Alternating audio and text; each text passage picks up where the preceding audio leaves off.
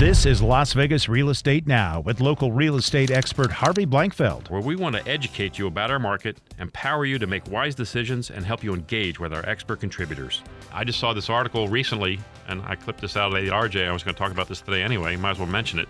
That Phoenix just overtook us. Eli Siegel wrote in the RJ that single-family homes here in Las Vegas, we just saw for the first time in more than 12 months that another market overtook us for the fastest growing home prices, and that was Phoenix.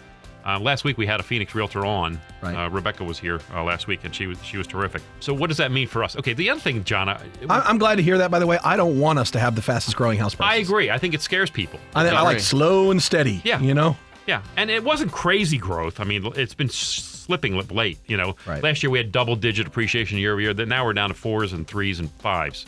And they beat us. We were like at 5.5. They were like at 6, I think is what it was. So, yeah. Which is where, I mean, that's kind of where you like it to be. And if that's the fastest in the nation, that's not saying much for the other markets because that's where you like real estate to be.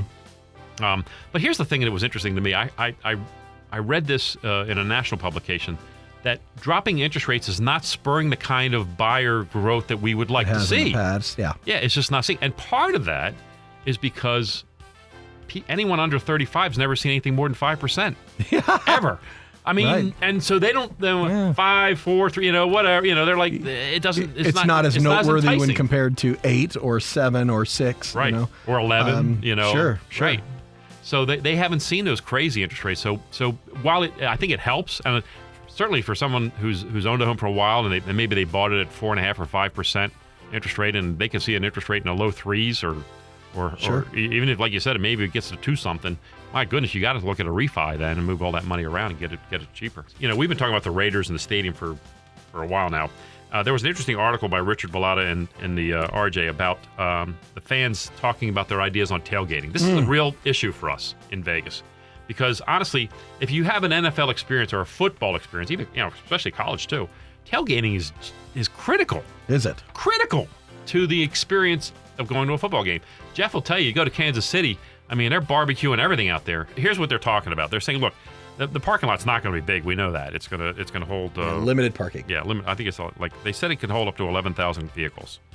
That's actually more than I thought it would be able to hold, but that's what they're talking about.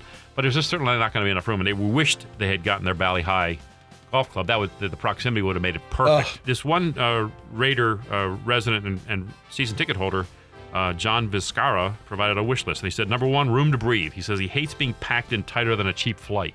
I love that comment. Number 2, no dumb rules like no throwing footballs or no loud music. Let them just play. They're out there to play before the game. Jeff's nodding. He agrees 100%. Number 3, the ability to buy my spot for the season and be done with it. And then number 4, a reliable shuttle cart to the stadium from wherever you have to park.